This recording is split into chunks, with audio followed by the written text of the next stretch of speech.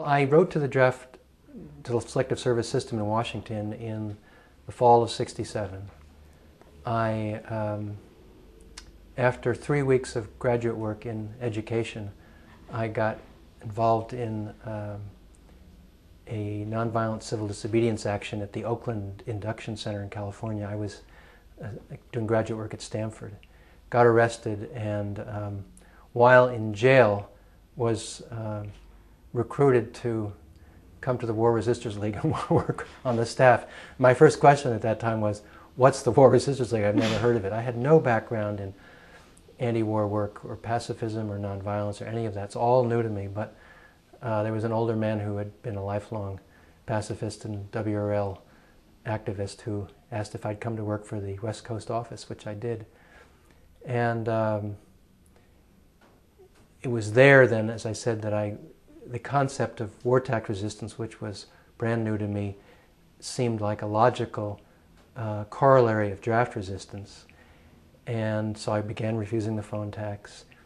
And then at the time of my trial for draft resistance, an IRS agent came after me to try to get the phone tax thing, and I didn't have any money and I refused to pay anyway, and that didn't. But it wasn't until 1976 that when I married my wife, Betsy Corner, that we had together a taxable income. So I hadn't even thought about income tax refusal until then. And so starting in '76, Betsy and I have been refusing to pay war taxes. What we do is we file every year and we withhold 100% of our taxes. And all of our tax money since then has been given away. And we generally give away according to a certain formula, which is admittedly geared for publicity purposes to maximize the potential for public understanding of what we do. Instead of just sort of giving money out helter-skelter, for years we always gave half our money to homeless shelters and food banks in our own community where there was an obvious need, and the other half to victims of U.S. war making, whether it be in Central America or Iraq or wherever it might be.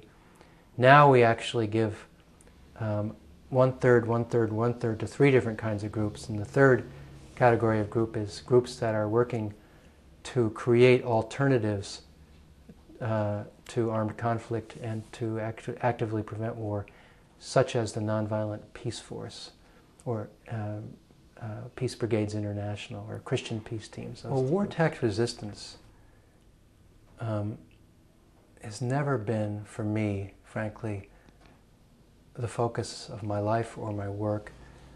And it is never the object even of any of my organizing. I've been an organizer, an activist all my life in one way or another. My hope is that more and more people, especially young people, come to see their lives in the context of nonviolence, which is a much more important concept to me than war tax resistance, which is, it's one form of activity which I feel is extremely important. But nonviolence, both in the sense of how can I examine what it is that I am supporting and collaborating with, complicit with, and refuse cooperation with those things I don't believe in, whatever they might be. And how can I use my life in a constructive way at the same time to help create the kind of world I want to live in. It's that broader perspective that I feel we all need to be thinking about, that sheds light on our own lives and on the world we live in, and how we can live lives of decency and conscience in the context of a world the context of this world. So within that, war tax resistance is just a piece, a very important piece, but just a piece.